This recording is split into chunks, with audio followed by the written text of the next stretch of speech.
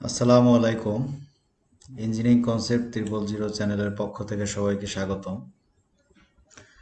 একটা বিল্ডিং এর সম্পূর্ণ কাজকে যদি আমরা 100% হিসেব করি, তাহলে আমরা যখন সাবকন্ট্রাক্টরকে বিল দিব যে কোনো প্রজেক্ট বা বাসাবাড়ির, তাহলে আহ, কোন কাজের জন্য আমরা কত পার্সেন্ট হিসেব করে তাকে বিল প্রদান করব, বা কোন কাজটা সম্পূর্ণ হলে আমরা হিসাব করব যে আমার প্রজেক্টের বা আমার বিল্ডিং এর এত পার্সেন্ট কাজ কমপ্লিট হয়েছে।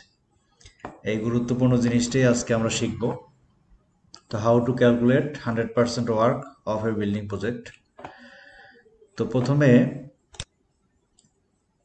আমরা যদি স্ট্রাকচার হিসেব করি, স্ট্রাকচারের কাজ কমপ্লিট হলে একটা বিল্ডিং এর 35% কাজ কমপ্লিট হয়।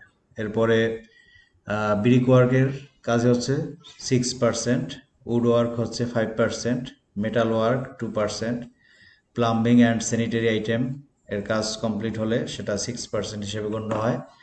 Electrical work 7%, plaster work 4%, general floor tiles work 6%, toilet and kit wall tiles work 3%, aluminium work 4%, EME অর্থাৎ ইলেকট্রিক্যাল অ্যান্ড মেকানিক্যাল এর কাজগুলো 10% হিসাব করা হয়। পেইন্ট ওয়ার্ক 3%, আদার সিভিল ওয়ার্কস 6%, এবং ইউটিলিটি কানেকশন অ্যান্ড বিল এটা হচ্ছে 3%। এই টোটাল হচ্ছে 100% কাজ। এখন আমরা একটু বিস্তারিত দেখব যে প্রত্যেকটা আইটেমের ভিতরে কি কি ধরনের কাজ থাকে।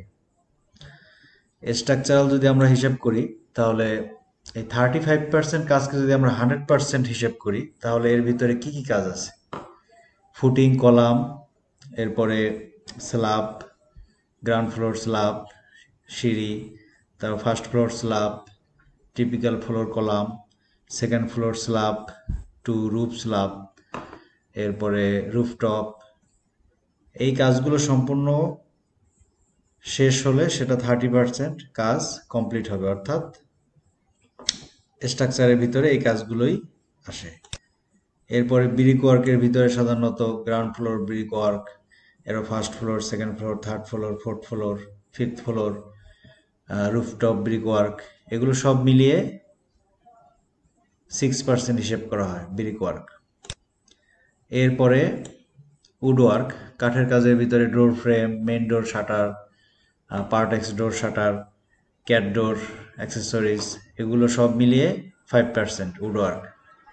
এরপরে মেটাল ওয়ার্ক, মেটাল ওয়ার্ক যেমন উইন্ডো গ্রিল, বারান্দা railing, stair railing, main gate, sub gate, safety grill, এগুলো সব মিলিয়ে হচ্ছে 2% হিসেব করা হয় মেটাল ওয়ার্ক। এরপরে প্লাম্বিং অ্যান্ড স্যানিটারি ওয়ার্ক 6%।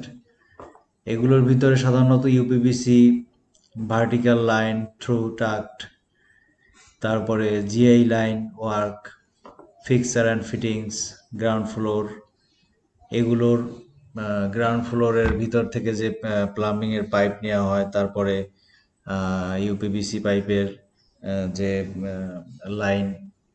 লাইনের কাজ করা হয়, সেগুলো সম্পূর্ণ হলে তখন এই প্লাম্বিং অ্যান্ড স্যানিটারি আইটেমের 6% কমপ্লিট হবে। এরপরে ইলেকট্রিক্যাল, ইলেকট্রিক্যাল 7%। ইলেকট্রিক্যালের কাজ কমপ্লিট হলে একটা বিল্ডিংয়ের তখন ধরা হয় 7% কাজ কমপ্লিট হয়েছে।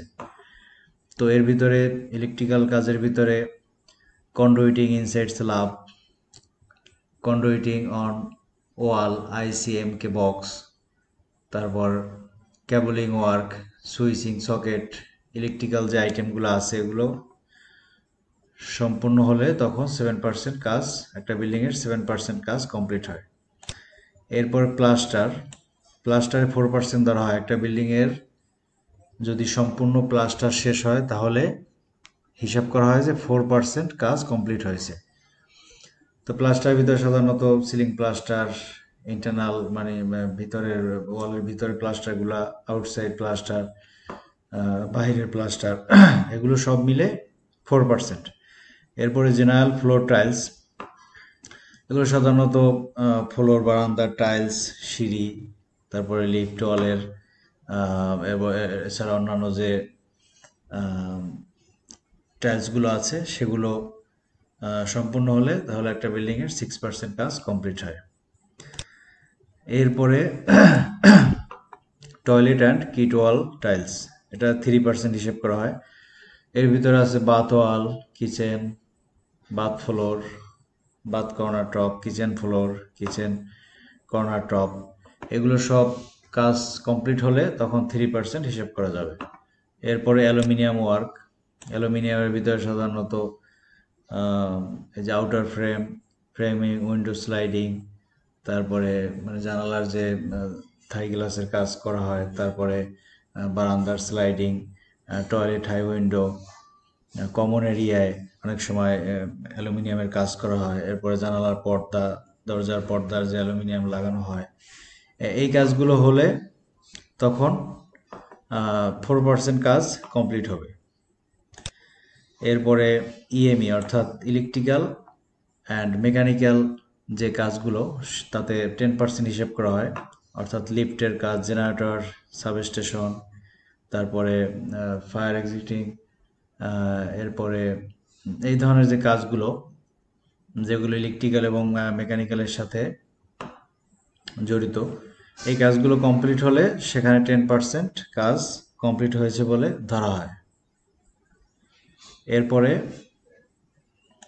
পেইন্ট ওয়ার্ক, পেইন্ট ওয়ার্কের 3% ধরা, একটা বিল্ডিংয়ের টোটাল কাজের 3% হচ্ছে পেইন্ট ওয়ার্ক, অর্থাৎ up to putty, wall putty, তারপরে internal wall, ceiling, first coat, second coat, তারপরে আউটসাইড পেইন্টিং, সব ধরনের রঙের কাজ শেষ হলে 3% কাজ কমপ্লিট হয়েছে বলে ধরা হয়। এরপরে আদার সিভিল ওয়ার্কস, এটাতে 6% হিসেব করা হয়।